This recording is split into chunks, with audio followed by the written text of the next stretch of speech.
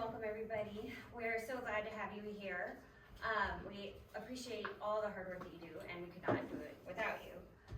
So the training is to go over working with students, to let you know about changes, make sure everyone's on the same page going forward. So we have that standardization, even though we know all of you are amazing at working with the kids. And so we are changing some things, but that is to make our field trips responding to what we've heard from teachers and things, to be more interactive, to meet the kids where they are, to be in line with best practices in museum education, which change over time, and to align with STEPS. So, which, see, Standards and Excellence Program for History Organizations. So it's from the American Association for State and Local History. And so you go through this process with them, like Steph said, and then you go to the big boys and get the official accreditation with AAM. So this helps us be our very best with what it's making sure that we're implementing, and will get us recognized as, you know, having those best practices in place and being like known as a museum that's doing the right stuff and is very good and professional. So just there's a lot of words on there that you that's why I printed out the slides for you, so you can read them at your leisure. But I kind of was aligning the goals and standards of STEPS with our education department, you know, values and goals, because goals is one of the things STEPS says you need to have. So that's part of what we're articulating here. So that, you know, we are working with primary sources. We are using the right techniques, that we,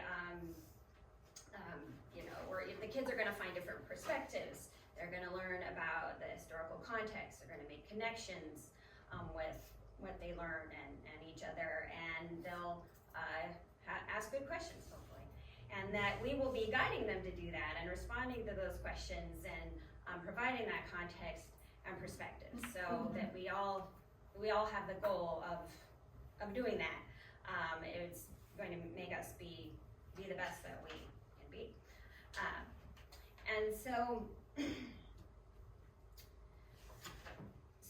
my question to you is, why did teachers decide to come here? Why, and you guys have, you know, brought your kids, like why come on a field trip to the museum?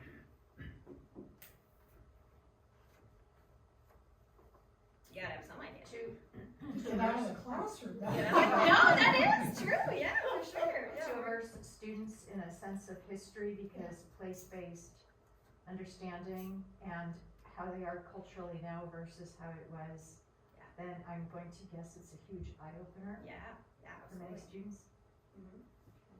To provide context. Absolutely. Yeah, all those things, and we're so lucky that that's what the museum can do. So it's, you know, learn some stuff, have an experience different from school, and see our actual stuff in place, our artifacts. That's why they come here. They could stay in class and read a book. They could watch a lecture on YouTube. But here is where the stuff is, those artifacts. So I was gonna add tactile sensation, because we have a lot of places where kids can interact and touch and feel, which is not something you get from the book. At least not now. Well, and everybody's heard me say it's about the story in his story. Because these were real people and they had real lives, and they, you know, so the more we can get kids to recognize, because you know, you've all heard me say, I thought history was just a bunch of dead men.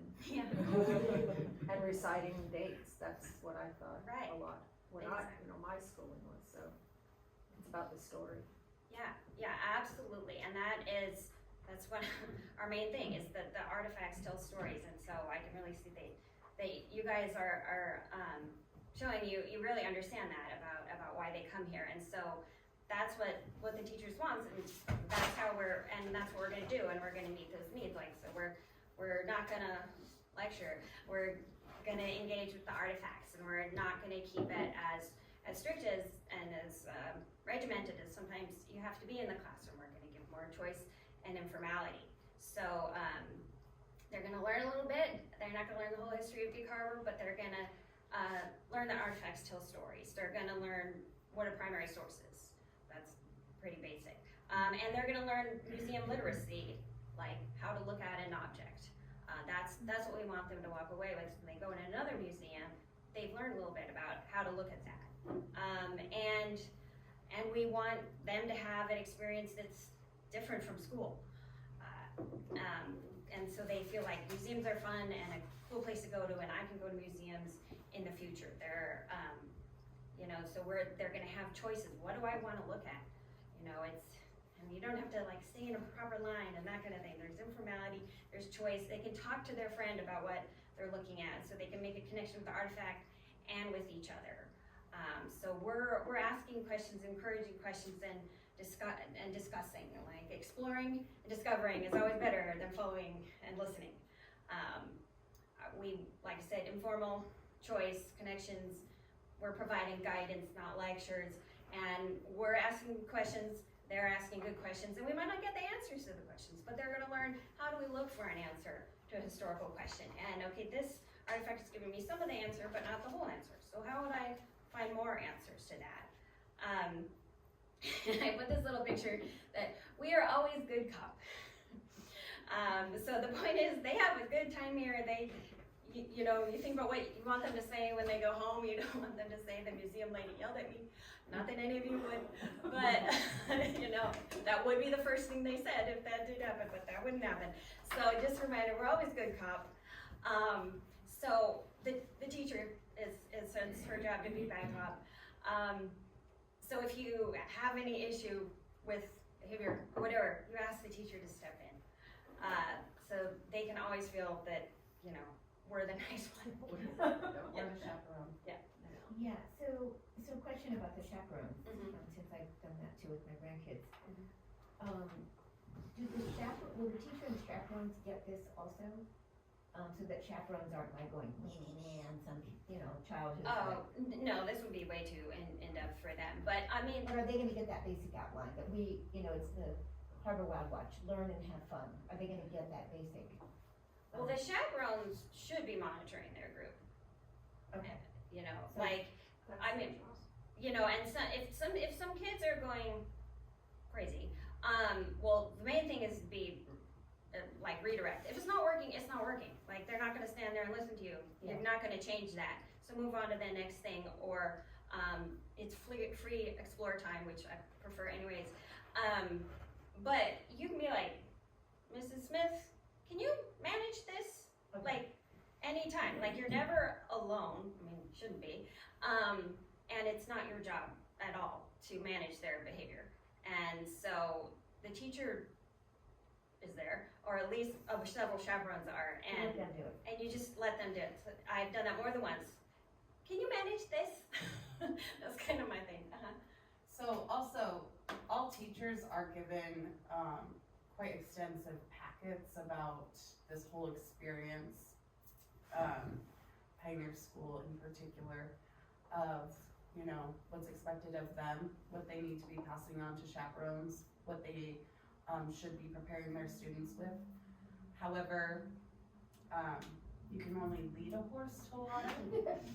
So it is important for us as the guides or the school teacher, gallery interpreter, whatever our role is, to sometimes, like Kate was saying, redirect the chaperones as well. And I've had to ask a chaperone to participate, and she said, but I'm wearing heels. And I said, you can kick them off and leave them there if they're not comfortable for you. She looked at me in horror, but she did it. Kind of like cell phones in the back of the classroom. Yes, ma'am. So, we're being kind, but we still are saying, this is your child on a field trip. I'm trying to give the best experience, but if you're chatting about what your neighbor did, your child's not getting the best experience. you know, so we do give them this information and guidelines. And when the kids get here, and orientation, I'm gonna go through it, but we go over the rules, or how should you behave in a museum, and the kids tell us, and we have them, remind your parents to keep their phones put away, except when they're taking pictures and that kind of thing. But yeah, just we're all about them having a good experience here, so we're always a good one, and just call someone else in, redirect your activity, ask a chaperone, can you go stand by those two over there, that kind of thing.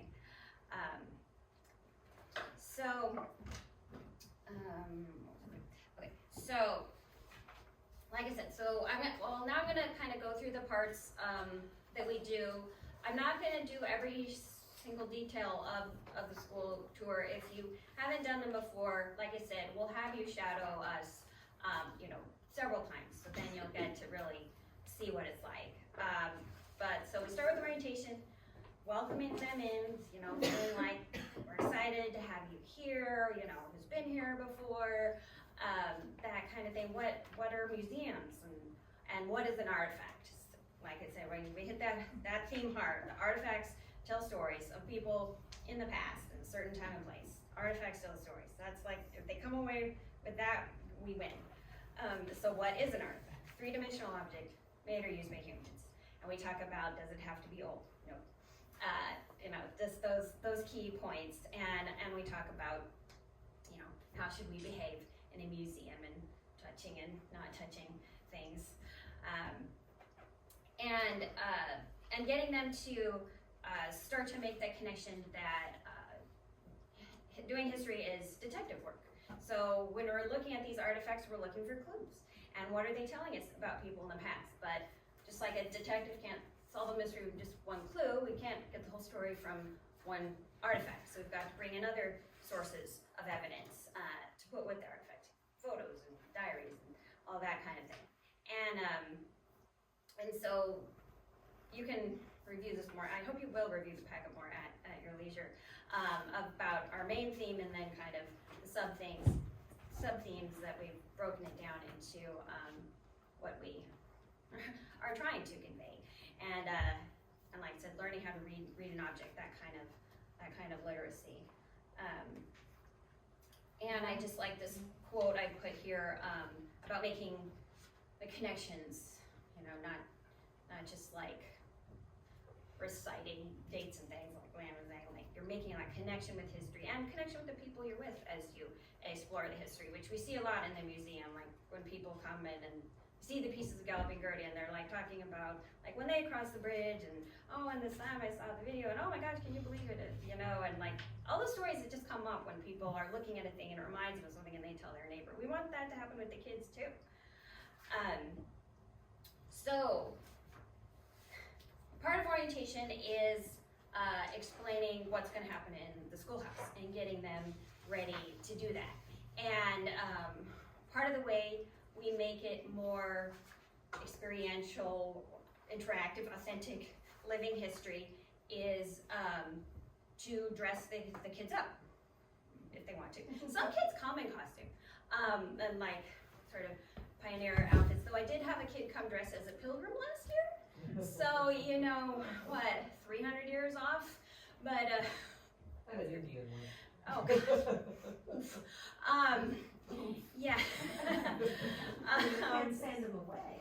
No, we're glad that, good for you, whatever, I didn't say anything, okay, you're a pilgrim today. But something that's been, brought up, indirectly by kids, by teachers, parents, and the school district, because of the social studies woman came on a trip with her daughter, is the issue of gender identity. So in 1915, when our school takes place, no one had any concept of the fluidity of gender identity we have today. So we have a statement, and it's in there, that we'll be saying during orientation, to make it really clear, and this has been through many edits and vetting with Stefan, et cetera, to say to the kids, back in 1950, kind of what I just said, they didn't have any understanding of gender variety and fluidity.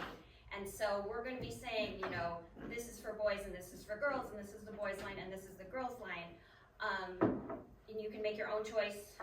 Do you want to wear something or not wear something? Which one do you want to wear? Which line do you want to get in? How do you want to respond? You have that freedom, you have that choice. And also pointing out that this can help them compare and contrast between 1915 and today, which is part of doing the whole thing, is to think about the compare and contrast. And because we want to be as caring as we can to kids today. In 1915, they wouldn't have had that. But our kids here in front of us today, some of them, you know, need that to feel that we care in that way and that we're supporting them wherever they are. And again, the point is they have a good time here. So whatever way that feels comfortable for them, we want to let them do that and acknowledge that. So we'll be saying this statement in orientation to address that. So then they go to whichever table they want to that has a vest or the pinafores or none, and they get in whichever line they want to. Kate, one of the questions I often ask kids when they come through is, do you work on boats with your parents? And I'm surprised at how many girls raise their hands. Yeah. So, it's not just the guys who are interested in boats. Yeah. The fewer assumptions we can make, the better. And I remind myself of that plenty of the time. And we're going to get into it in a second. You can't tell a kid's ethnic background just by looking at them 100%.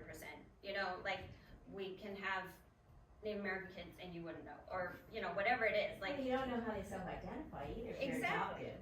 Right. And you can't necessarily know their gender by looking at them. So the fewer assumptions we can make, the better, and just meeting them where they are and welcoming them. Kate, I had a question. Yeah. It seems like, now I haven't worked with kids, so this might be a naive question, but it sounds like this is kind of generalized for all kids, although I know kids come in different age groups. Mhm. So is there gonna be specific training for different age groups too, or is that sort of something we figure out as we go along? So our bulk of kids are 3rd and 4th graders. Oh, okay, well that helps. Yeah, we do get younger and older. The program we do with the K through 2s is different. It's much shorter. Yeah. And I'm not really doing a specific training on that, but some people have done it, and anyone can just kind of come and see it, Well, I just was getting an idea of the age group, so Yeah. it's 9 to 10-year-olds. Yeah, mostly. Though we do get older. Yeah, and then we get the variety in the homeschool groups.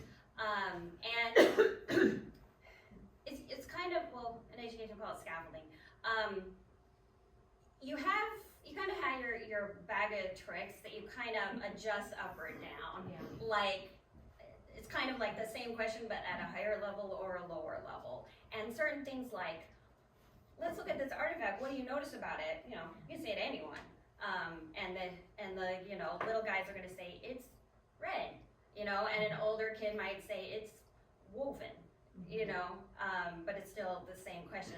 Let's turn it over and see what's on the bottom, and maybe you have to read it to them, or they read it themselves, that kind of thing. So it's not too much different. It's sort of expanding and contracting, and Also, can I piggyback really quick?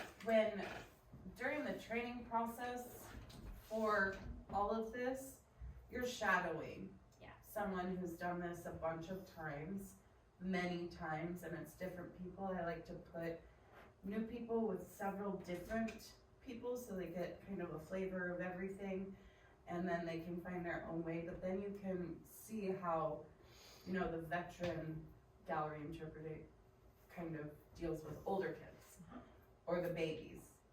So you'll be able to see and get a feel for the tone for each group, and then, apply your own style to it, So you wouldn't just be sent out and Jean Marie, have fun with the 2-year-olds. You know what I mean? we don't do tours for 2-year-olds.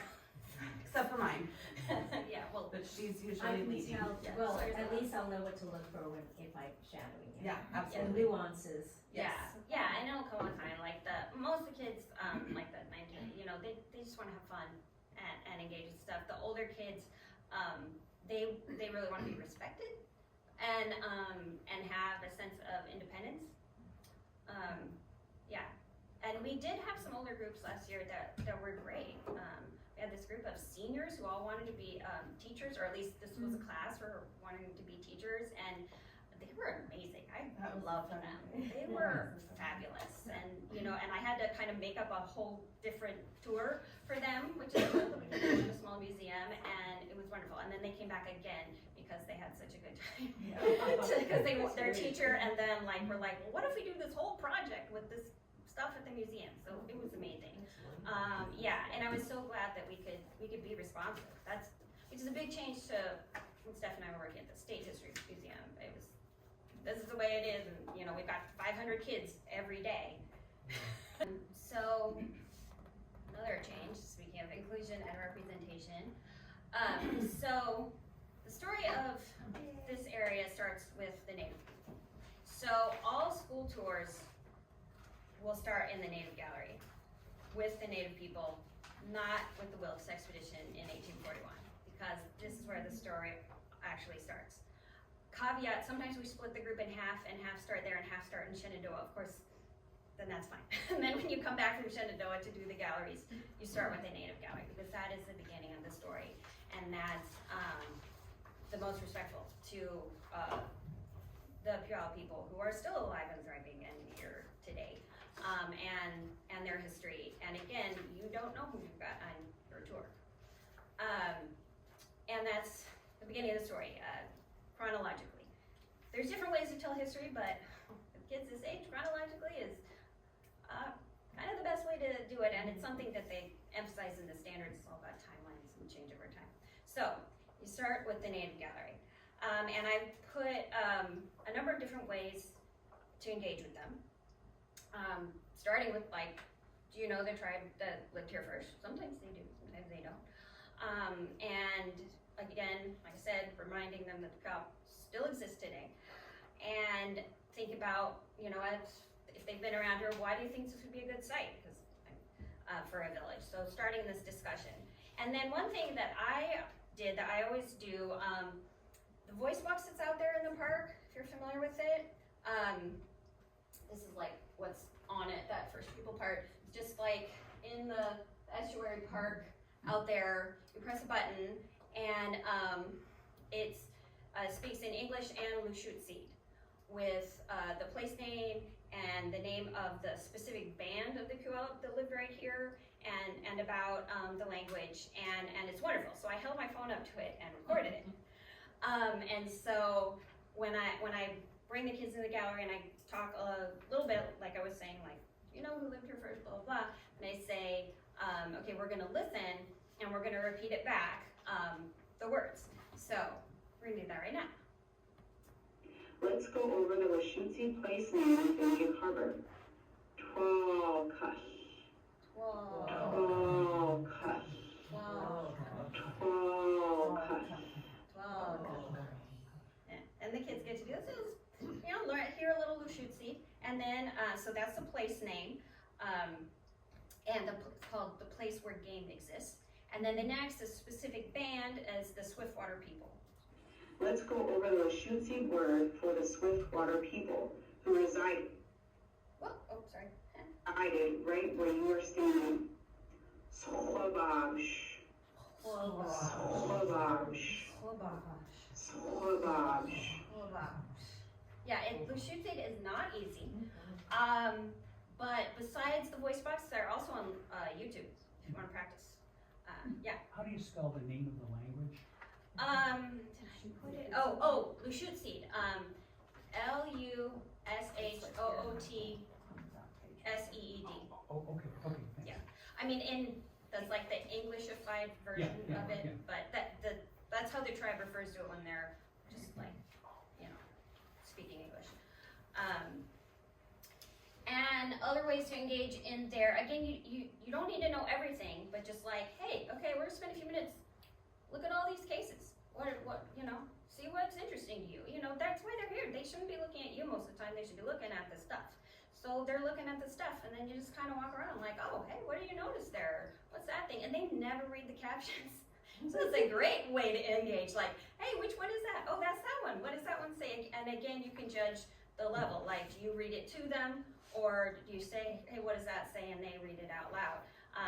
And you, automatically, you're engaging and you're finding out more information. And then, like I was saying about making connections, say, okay, you found a cool artifact. Now turn to your neighbor and tell them why you thought it was interesting and what you noticed about it. Getting them to talk to each other. Again, going for that informality and making those connections, and then through an artifact. And encouraging the observation. Right, right, all about the observation. And you can ask specific questions like, you know, what natural materials do you see used? Again, that's kind of higher level question. Or like, what is that made out of? And you know, and they say wood, a lower level question, but pointing out they use natural resources. Or like, what do you think this tool could have been for? Or who might have used that? And one thing I love to do in the Native Gallery, so like I said in orientation, they learned the definition of an artifact is three-dimensional object made or used by humans. So I point out this rock in the gallery. I say, okay, how come this rock right here is an artifact? It's in the case here. Remember our definition, and you might have to remind them, okay, it's three-dimensional. How do we know it's made or used by humans? Okay, what's in? Can you tell? It's not a great picture. It's a pencil, isn't it? Right. Yeah, it's got that groove. And if they read the caption, which again they don't usually, you can point out, well, okay, what does that say?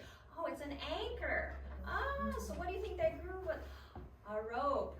And I have to admit to them, which is fine, I don't know if the rope wore that down over time or they scraped it in advance. I would love to know the answer to that. But the point is, it's been used by humans and it has that evidence right on it. So it's not just an ordinary old rock, it's now an artifact. We put it in the case and we learn about it. And then you think about the people out in their canoe, and now you've got to not let your canoe wander away, so you put the rope around the rock and it's an anchor.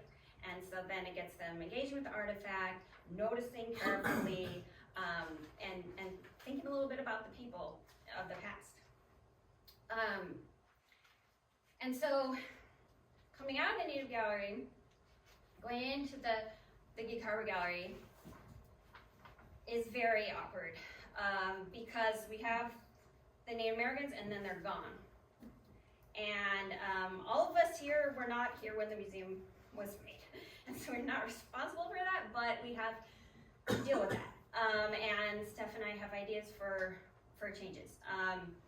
But where we are right now is we've written a sort of script, and it's kind of long, but so you'll have to sort of work with it, and make it your own voice, but not changing the content. Because, and it's in your packet, it says discussing Native people and settlers of Gig Harbor. So again, take some time to read it at your leisure.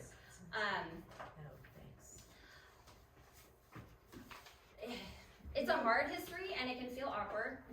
Pronounce the blank has lived here for generations. The squabash, that's that word we pronounce. I am not good at pronouncing it. That's why I'm saying, like, I encourage you to look up Lushutseed in YouTube, and the Puyallup tribe has a bunch of videos. I keep practicing. I say squabash as best as I can. But you can also, you can say the Puyallup people, because they're a band of the Puyallup. It's just more specific to right here.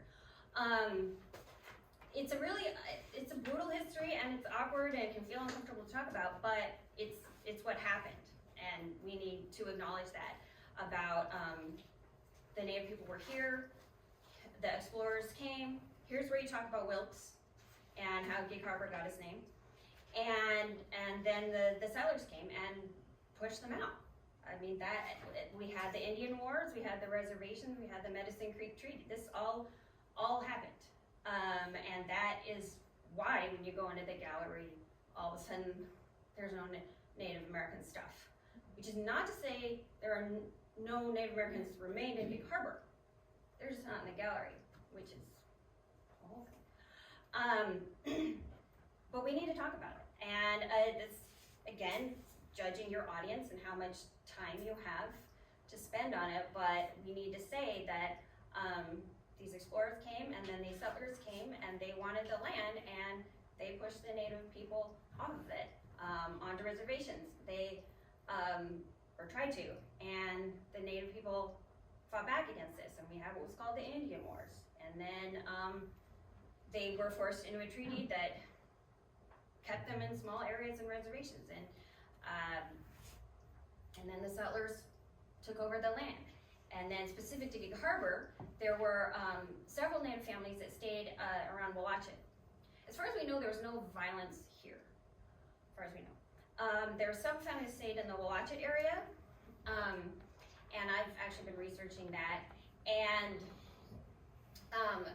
they, specifically this one oral history, which is too much detail for the kids, so I'll just tell you that we had this one oral history of Clifford Mowich, and talking about how his family was there and their wonderful time just going around fishing and just pull up on the beach wherever you wanted, and and then the people who wanted waterfront property and fish and game, and everyone just started pushing. Who was this a story from? Clifford Mowich. Clifford Mowich. Yeah. The Mowich was like a prominent family there, along with the Squallies, if you've heard of them. And eventually got pushed out. But like I don't know if any of you were at the ceremony yesterday for the new carving out there. There was a woman from the tribe talking about how she lives in Wallachet. So they're still here, despite these hardships and what they keep having to face and fight for. They still exist. So we just need to acknowledge this trauma happened, and it affected the people who lived here. We're part of the healing. Right, yeah, I hope so. And then we have some interesting artifacts that represent that. Like, we have a paddle that a native carver gave to Dr. Burnham. We have the Squally Severson canoe, which I can talk for like too long about, which I just find fascinating because Dave Squally made it as a dugout canoe, and then he sold it to Andrew Severson, who's a Norwegian immigrant, who turned it into a rowboat. It's like this perfect, like, American story canoe. Like, because it was a canoe, and then it's a rowboat, and it was the native person and the immigrant, and it's this whole thing, and it's right there. And it's so, and Dave and Andrew were fishing buddies, because we have evidence of this, even though Dave's a lot older. Anyways, so you can kind of point to these artifacts, and like there's a basket there that was made for the opening of the museum, by a native person. But we need to talk about it. And then that transitions you to, I kind of say all this kind of like when I'm standing right out there in front of the Jersich picture, because this is another just like perfect example of what we're trying to do here, about having artifacts and then having the more evidence that supports telling the whole story. Because I have the kids look at the artifacts in the case and look at the image, and I say, okay, when you notice something between the photo and the artifacts, raise your hand, but don't say anything.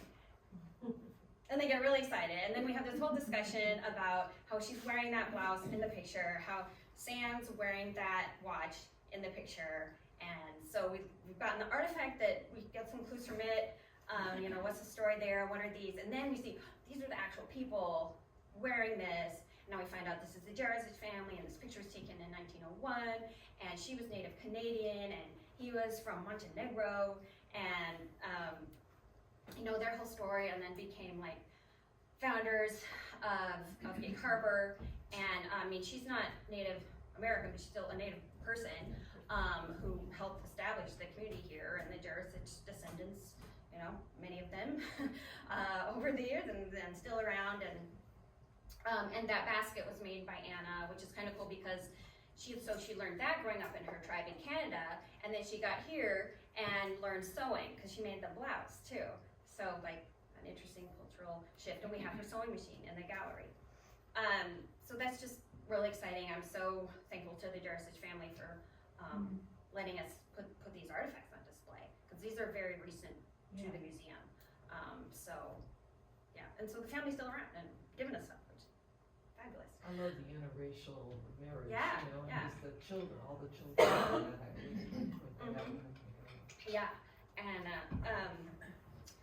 so starting off that way, it's just really fascinating. So then you go into the main gallery. I try to call it like Gig Harbor Gallery, which isn't the best name for it, but if you say main gallery, that implies the name gallery is like Yeah. sub. So I just try to say Gig Harbor Gallery. And so from now on, every school group's doing a sheet. We started using this some of the time last year, but now every group needs to be doing a sheet. But you don't give the sheet out till the end, so let me go over that. So going in the main gallery, they, like we keep saying, they're not here to hear a lecture, they're not here to look at us, they're here to look at the stuff and engage with it and have choices about what they want to look at, and there's stuff to touch, and you know, they want to do that. That's why they're here, and that's what we want them to do. So we just give them a brief overview, like a quick walkthrough. And I tell the kids I'm gonna do this. I'm like, okay kids, I'm just gonna show you the parts of the gallery real fast. We're not gonna touch anything yet. I promise you're gonna get to touch stuff. We're not gonna touch anything yet. Can you do that for me? Okay. And just kind of be like, you know, here's the early settler part, getting into logging and shipbuilding. Here we've got the bridge and the fishing and then the different cultural groups represented, blah, blah, blah. You know, it's real brief. Then, gone around the little U shape. Then I show them their sheet. For most of the groups, it's gonna be the blue one. That's kind of our 3rd through 5th or 6th grade sheet. It's, you know, so they find an artifact that interests them. Choice, here, anything that interests them. And then what do you notice about it? So getting them to observe it. Look at all its parts, read the caption, always remind them that. You know, so whatever they can find out about it from the caption, from it itself, like what is it, who used it, where is it from, what is it made of, is it brown, is it shiny, is it wooden, is it woven? They can't answer all these questions, but as many as they can. And so they draw it, they write about it, they observe it, well, observe it and write about it. So then, you know, I explain the sheet, hand out their clipboards and pencils and papers, and then they have time to free explore. They don't have to immediately start on their sheet because they're gonna look for their artifact anyways. And this makes it much easier on you. If you're trying to give them a lecture for 45 minutes walking through there, it will be misery for everyone. So they get to free explore, they get to go touch on the things they want to touch. Oh god, that concertina. And the bell. And the bell. The bell! Oh my god. Oh, I feel like someone designed that exhibit who had never met a child. Or who has always met children and knew that would be a draw. But when you've heard that bell so many times, if you heard it once, but okay. Anyways, so and then you get to circulate. Then it's like the fun part, like, oh, what did you notice? Like, hey, what's that thing? Okay. Oh, you're wondering about that? Okay, let's read the caption.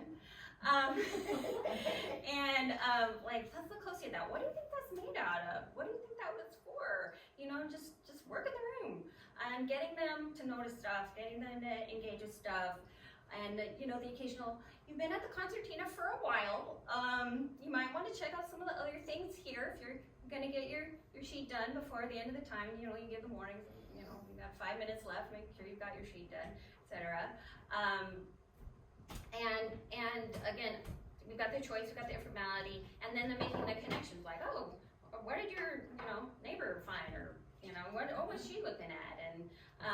And you'll see them, you know, talking to each other about it and finding cool stuff. HD1 artifact? Yeah, this one. And the brown sheet is the same in essence, but kind of like the scaffolding I was talking about. It's just at a higher level. It breaks down the questions more. It asks for a higher level of detail. And so that we use with like middle and high school. And then the one at the bottom, that's for the K through 2s. And I'll do that in here with artifacts that they can handle. And so but that's not very often. So the main one is the blue one. And question? Yeah. Do the kids get to keep these, or? I give them to the teacher. Teacher, okay. Yeah, because so at the end of your time, collect all the clipboards and papers, and then I'll you know, either tell the teacher, can you collect all those, or ask a kid, you know, get everybody's sheet and then give it to your teacher. And then she can keep them or throw them away or whatever. But you don't want the kids to keep them, because they will end up on the roof or somewhere in the bay. Like, you'll never see them again. So teacher gets those. So that's the main thing. I did put one activity on your sheet that you can do if you have some little kids or a really small group that's pretty like chill. Is the I Spy game. Where you just stay in one like small section of the gallery and you say like, I spy Milo Eye, something white with a shiny silver top. It's not very big. It has writing on it. You know, when you think you know what I'm talking about, point at it. Well, I'm not sure it's. And then, you know, everyone's pointing at it and I'll be like, yes, you're right. I was pointing at that water bottle. This water bottle is very interesting and special because it's quoting Star Wars on it, and the person who put this here is a big Star Wars fan. You know, just a sentence or two. And then you let them have a turn, either in that same section or a different section. So again, it's all about that observing. You don't do it with large groups and better with younger kids, but just put that there in case you need it in your back pocket. And then what I'm hoping, if we have enough people, is that we'll be able to have the mystery artifact cart out, which is this cart. And we'll have actual hands-on artifacts on it that they can pick up and touch. And, you know, there's someone standing there being like, what do you think that is? And what do you notice about it? Again, asking questions like, what color is it? And, you know, what's written on the bottom? Oh, it says Star Wars here. This must be a quote from Star Wars. And like, what do you think that might be? And what might it be used for? And like I keep saying, the artifact isn't the whole story, so then you pull out more evidence. That's what these kind of like little things on the side are like. If you've got the button hook there, without the shoe, you know, that gives them some clues, and then you can pull out the little ad of shoes and give them some clues. Then you can pull out an actual shoe, and then they try to, you know, do the button hook, or like the toaster. Then you give them an ad, and it like says toaster on it, pretty obvious clue. But the point is, you need other evidence to go with the artifact to start to get the whole picture. And we, with all of our hands-on artifacts, we have information sheets, so you would know like more about them, and the artifact. I mean, the evidence pages, they're all ready to go. So if we have enough people, hopefully we'd have someone at the cart and someone circulating. We would never put someone at the cart and nobody circulating. There's always somebody circulating, and hopefully also someone at the cart to just make one more hands-on piece for them to interact with.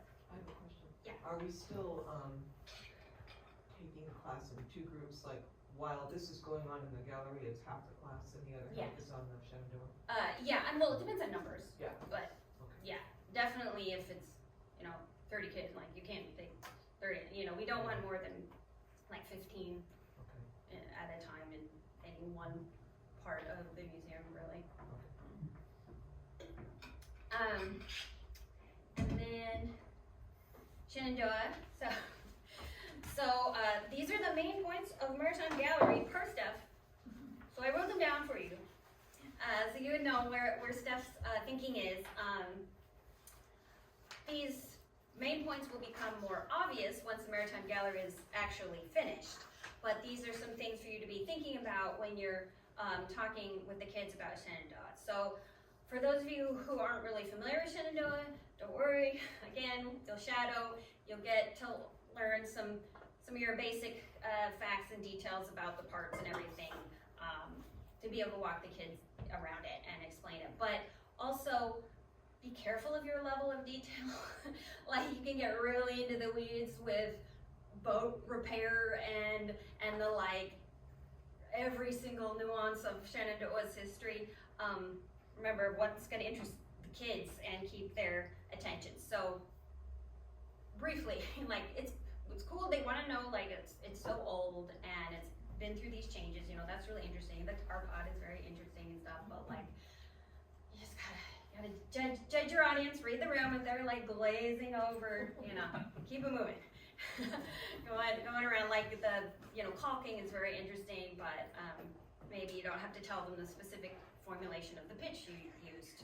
You know, you gotta kind of judge it and keep it moving. But they love it. I mean, they love the boat. They love learning about it and just getting to go on it and in it is just so exciting. And like, yeah, can you imagine being out here and, you know, you and, depending on the time period, 10 guys or 5 guys and, or sometimes women, and a whole bunch of fish, yeah, not a lot, and a whole bunch of fish, and this is where you sleep, and,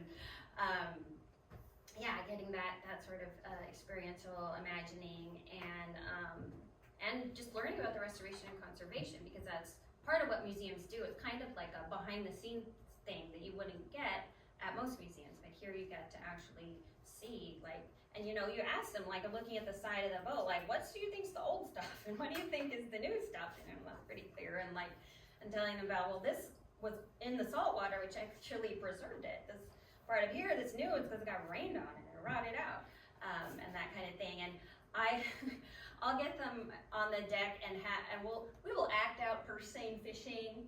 I'll be like, okay, you're the skiff, and you know, you're going in here, and then I'll have them like do a chain and like make a circle, and I usually pick like a parent to represent the school of fish, and okay, school of fish, you swim in, and then, you know, we all go, okay, we're getting pulled up, like, you know, making it interactive, making it fun, and they get into it, and it also helps to get the idea of scooping up the fish, and yeah, I'm just really excited to see the gallery come to life, and we'll get into more of these issues with the fishing industry and sustainability and all that stuff. It's going to be really cool. And also reminding them that in observing and talking about artifacts, the schoolhouse and the Shenandoah are artifacts. Yeah.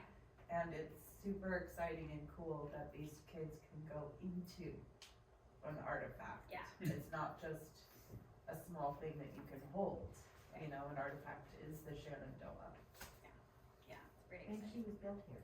Yeah. Absolutely. Built right here, That's super important. and now in its, you know, next life as a museum exhibit, still serving the community. And then, I'm not gonna like spend a whole lot of time on this, but this article that I printed out for you from the American Association of State and Local History, please read it, you know, when you're at home. It's just really, really good about talking with the public about history, and sort of angles on it to help people understand what doing history is. It addresses misconceptions and how you can kind of counter that, and sort of like why we do what we do. So encouraging critical thinking and, you know, grappling with stuff that may be hard from history, but you know, we need to work with these different perspectives, and that's how you know, everyone thinks kids should learn critical thinking. That's how you do that. And then, like I was mentioning, thinking of doing history as detective work and looking for clues and seeing what we can find out. And sometimes you think one thing, but then you find some more evidence and you realize that was wrong. And okay, it was actually like this. And something they talk about it here is history helping us make progress. Like, you know, when you know better, you do better. And so, you know, we learn what was in the past and how we can move on from there or keep things. To, you know, we learn from mistakes and learn from successes as well. And then just about being inclusive. Like, we need to tell everybody's story. So yeah, so I really recommend reading it. It's really short, relatively, and it's got good advice on how to talk to people. So I really recommend that.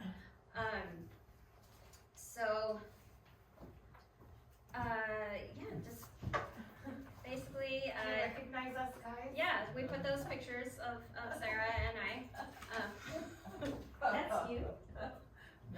That's Sarah Johnson and Catherine Dortich. I found those pictures in our collection, so I had to put us there. We're past good. Yeah. Good makeup artist. Yeah, in our like 1880s or something hair that we used to have. Yeah. Yeah, so